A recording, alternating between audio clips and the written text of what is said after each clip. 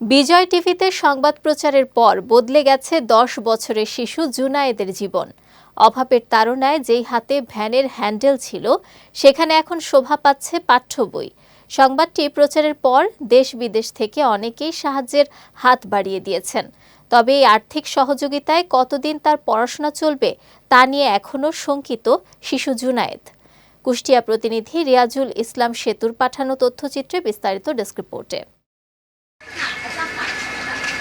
কুষ্টিয়ার দৌলতপুর উপজেলার গরুড়ার মিস্ত্রিপাড়া গ্রামের ১০ বছরের শিশু জুনায়েদ, যে বয়সে সহপাঠীদের সঙ্গে স্কুলে দাপিয়ে বেড়ানোর কথা, সেই বয়সে কাঁধে তুলে নিয়েছিল ৬ সদস্যের পরিবারের ভার। বাবা হাবিবুর রহমানের দীর্ঘ অসুস্থতা আর মায়ের নিরুদ্দেশ হওয়ার পর সংসার চালাতে ভ্যান চালানো শুরু করে সে।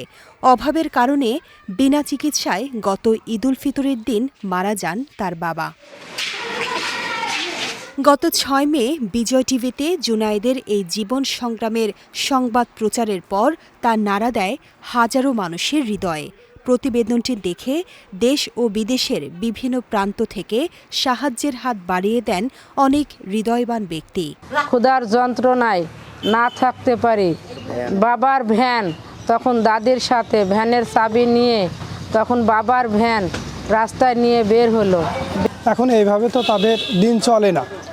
এখন কোনো লোক যদি ভালো কোনো ব্যক্তি যদি ওদের ভরণ পোষণের দায়িত্ব নিত ছেলে তিনটার, তাহলে আমাদের সামনেও ভালো লাগতো। সাংবাদিক ভাইরা আসার পরে তাদের অনেক নিউজ করছে, অনেক সহযোগিতা করছে। এবার যদি কেউ একটু ভালো সহযোগিতা করতো তাহলে ওদের একটু ভালো হতো। মানুষের ভালোবাসায় ও আর্থিক সহযোগিতায় জুনায়েদ এখন ভ্যান চালানো ছেড়ে নিয়মিত স্কুলে যাচ্ছে। বই খাতা আর বন্ধুদের সঙ্গে কাটছে তার ব্যস্ত সময়। তবে দুশ্চিন্তার ভাঁজ এখনও কাটেনি। এই সাময়িক সহযোগিতা ফুরিয়ে গেলে আবারও তাকে রাস্তায় নামতে হবে কিনা, সেই প্রশ্ন তাড়া করে ফিরছে তাকে।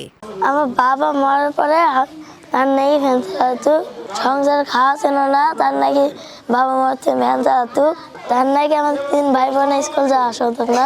আমার বন্ধু জুনায়েদ সে স্কুলে আসতো না, স্যাররা ওকে স্কুলে এনেছে, আমাদের খুব ভালো লাগছে। তারা আবার স্কুলে ফিরে এসেছে, তাই জন্য আমাদের অনেক ভালো লাগছে।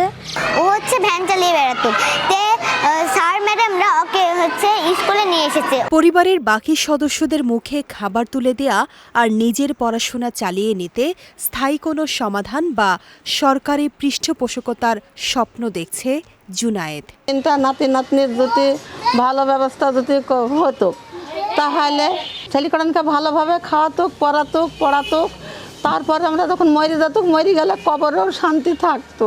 তবে ৫ম শ্রেণী পর্যন্ত পড়াশোনার বই খাতা কলম দিয়ে সহযোগিতার হাত বাড়িয়ে দিয়েছেন এই প্রধান শিক্ষক। আমি এই বিদ্যালয়ের প্রধান শিক্ষক হিসাবে তার সার্বিক সহযোগিতা দরকার, খাতা কলম বা পেন্সিল অন্যান্য সার্বিক সহযোগিতার হাত আমার সহযোগিতার হাত সবসময় বাড়িয়ে দেবো। তাদের যে কোনো সমস্যা আমার নজরে আছে, আর আমি তাদের সবসময় খোঁজখবর রাখি, তারা আসছে কিনা, পড়ে দিচ্ছে কিনা, এই দুটি ছেলেরা আছে কিনা, সার্বিক ব্যাপারে আমি কিন্তু খোঁজখবর রাখছি, বাড়িতে প্লাস স্কুলে খোঁজ রাখছি। সকলের সহায়তায় জুনায়েদের স্বপ্নগুলো পূর্ণতা পাক, এমনটাই প্রত্যাশা সকলের। বিজয় টিভি নিউজ ডেস্ক।